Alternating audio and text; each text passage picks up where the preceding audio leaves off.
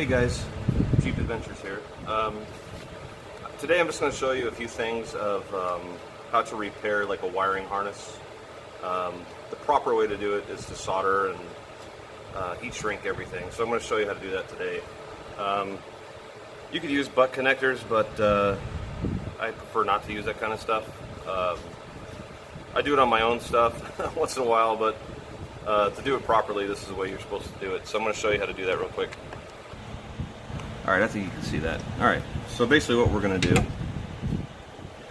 is I just got this working. The body shop that I'm doing this for, they had a different style headlight.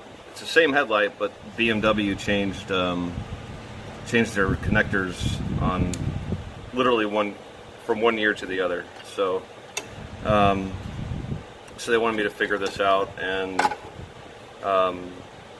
see if I can get the headlight to work, because they're like $2,000 headlights. So so what I did is I put these on here just to test the circuits, and I looked up the wiring schematics for it and figured that it's the same headlight, it's just the plugs are different. So I figured out what wires went where. This was the original, the plug that was on the car. This is the plug that I got that was on the other headlight. Okay, sorry I got interrupted there for a minute. Anyway, so this is the plug that was on the new headlight that they wanted me to convert to this harness. So basically what I did is I put these on here just to make sure that everything was going to work properly, and I wasn't going to have any issues with the light flickering or not leveling, because it's a self-leveling headlight. So anyway, let's get past all that. Basically what I just did this so I can test it. So now I'm fixing it properly with heat shrink and soldering. I'm doing one at a time so I don't have to sit there and figure out each one as I go. I just trace it out on here. Wires that I already connected. So let's say, let me grab this one. This is the blue white. Trace it up into pin 2, which is right here. Grab this. It's much easier if you cut them one at a time than cutting the whole harness, than having to remember or look at a schematic to do it. So I just do them one at a time. Grab this. Cut it. Make sure it's not all tangled up in the other wires. You want to strip back, not a whole lot, just a little bit. See, you just get it in there. Strip off just a tiny bit of the tip, and then do the same thing on this one.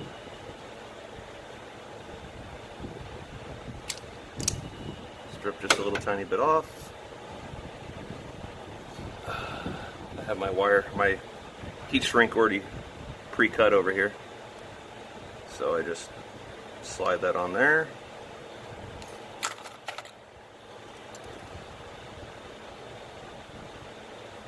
You want to tin the wires. What that means, you just put a little bit of solder, let it flow a little bit on your wire. Make sure it sinks all the way through the wire. There you go. See how that looks? Come on, focus. Anyway, you can see where it actually goes through the whole wire. You want the whole wire tinned with solder. So now, clean your tip. I use this little tip cleaner thing to clean the tip of my soldering iron. It's nice and clean now, all the junk's off of it, so you get a nice clean connection in the solder. Tin the tip of your soldering iron a little bit. Grab your wires. I've been doing this for a while, so you learn how to hold wires when you're soldering them. And then you just hold them close to each other. Get that little blob of solder that you tinned your tip with. Heat up both wires at the same time. Wait till it flows a little bit. It's going to get hot on your fingers, so you're gonna have to hold it until the solder cools enough to hold it in place. And there you go. Nicely connected wires, and they're not gonna come apart. You want to pull them because sometimes if you don't heat it up enough, you get what's called cold solder, and these will just pull right apart. You want to make sure that the solder flowed really nice, and it's one piece. It's not gonna, if you do it cold, they're gonna pull apart. So slide your heat shrink over, get it right in the middle of your heat shrink. I just use a lighter for these. I didn't want to drag out my heat gun right now. It's like 95 degrees here in California, so this will do fine. And there you go, nice sealed, properly connected soldered wire. I'll show you one more before I shut it off. This is just going to be a quick video. I'm not going to do anything long, or hopefully not too boring on this one. Let's see, let's grab another one of these little ones from this harness. Okay, this is going to be the blue-white wire, and that's going to be in this pin, which is blue-yellow. Just grab it here like that. Cut it off of here, strip it back, strip this one back, grab my heat shrink.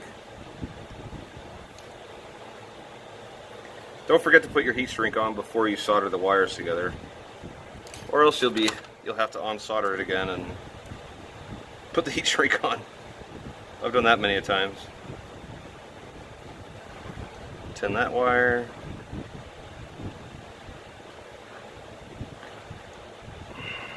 Tin this wire.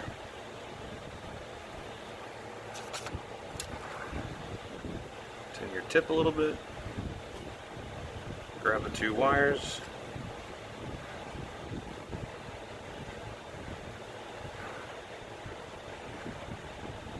You want to try and keep the wires straight as possible as well. That way, if you hold the two wires at an angle, you're going to have the wire is going to be angled like this, and then these aren't going to sit flat. It's just going to not look right. And then when you go to put your heat shrink on, it's going to poke through the heat shrink, so you don't want to do that.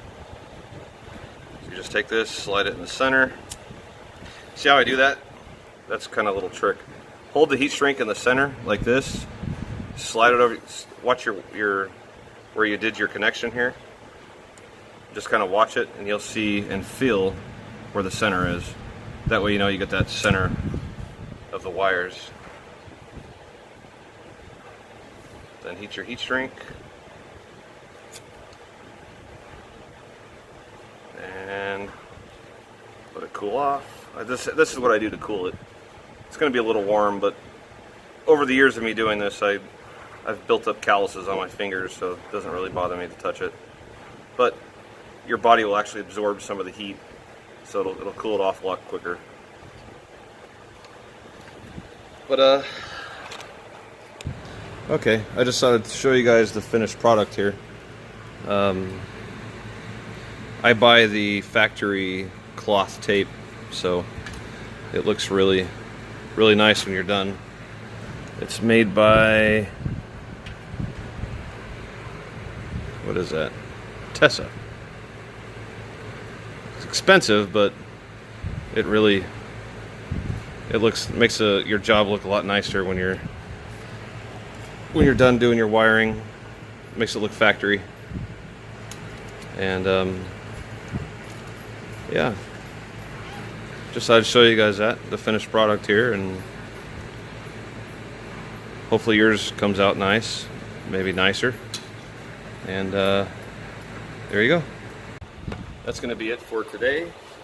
I will, if I could run across any other things on here that that I think you guys might want to see, I'll go ahead and record it. But if not, I'll see you in the next video. Don't forget to like, subscribe, and I guess the new thing is to click the bell. I don't know. If you want to click the bell, and you'll get notified of new videos that I do. Anyway, also one last thing.